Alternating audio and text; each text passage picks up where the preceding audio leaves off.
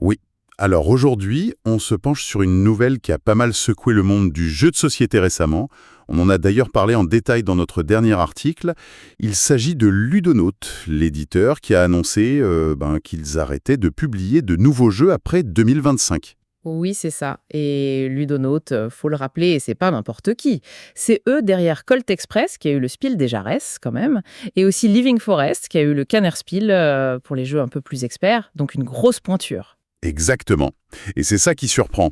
Ils sont pas en difficulté financière, ce n'est pas une faillite, pas un rachat non plus, non. C'est un choix délibéré de leur part.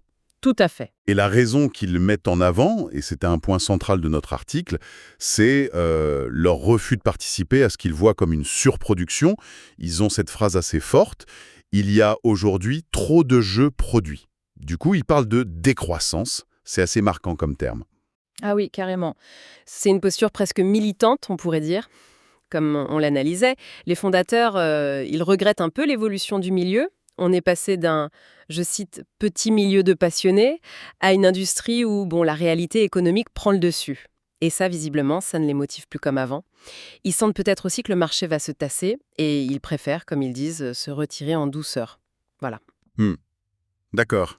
Mais alors, il y a un truc qui interpelle, un paradoxe qu'on a aussi soulevé dans notre papier, c'est que pour assurer l'avenir de leurs jeux stars, tu sais, Colt Express, Living Forest, Lewis et Clark, et surtout pour que les auteurs continuent de toucher des revenus, eh bien, ils ont cédé les droits à un éditeur américain, Tycoon Games. Alors ça, qu'est-ce que ça veut dire? Oui, c'est là que ça devient particulièrement intéressant et un peu ironique, on le disait dans l'article. Parce que Tycoon Games, ils éditent Everdell, entre autres, mais ils sont surtout connus pour une stratégie assez agressive, des rachats, etc. Et puis leurs dirigeants, Danny Harrington, ils traînent une réputation, assez compliquée, qui date de son ancienne boîte, Game Salute, souvent critiquée pour ses pratiques, quoi. Donc, d'un côté, t'as Ludonaut qui fuit l'aspect purement business, Oui. et de l'autre, ils confient leur bébé à un acteur qui incarne justement ça. C'est pragmatique, sans doute, pour les jeux, pour les auteurs, mais ça laisse une impression bizarre, un décalage, quoi. C'est clair. Si on prend un peu de recul, est-ce qu'on peut voir ça comme un signal? Le fameux canari dans la mine ludique. On utilisait cette image, je crois. Parce que le marché français, qui est le plus gros en Europe, il est saturé. Plus de 1000 nouveautés par an, c'est juste énorme. Ça met une pression dingue sur les éditeurs, sur tous les moyens comme Ludonaut. Donc leur départ, alors qu'ils vont bien, c'est un signe fort, non? Ah mais complètement. C'est un vrai signal d'alarme. Et leur façon de partir est aussi très symbolique. Ils sortent 2 derniers jeux, comme un bouquet final.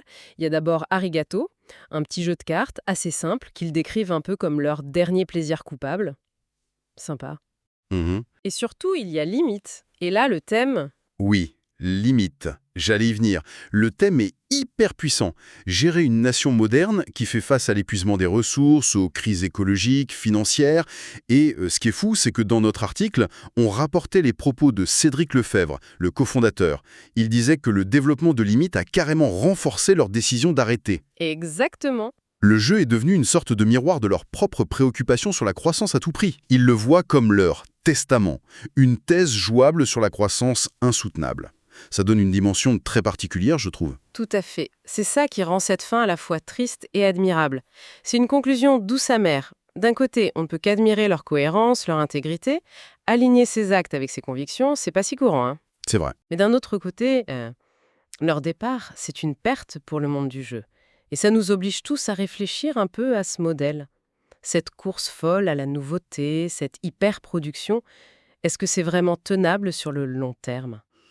Et puis ce titre, Arigato, merci en japonais. C'est une jolie façon d'y revoir, je trouve. Alors oui, merci à eux, à Ludonaut, pour toutes ces années, pour ces jeux qui ont marqué pas mal de monde. Et pour nous, ça ouvre une réflexion qui va au-delà du jeu peut-être. Est-ce qu'une passion, une activité née de la passion, peut grandir, s'industrialiser, sans perdre son âme? Ou est-ce qu'il faut parfois avoir le courage, comme eux, de dire stop pour rester fidèle à ses valeurs? C'est une question qui reste ouverte et qui résonne fort, je pense.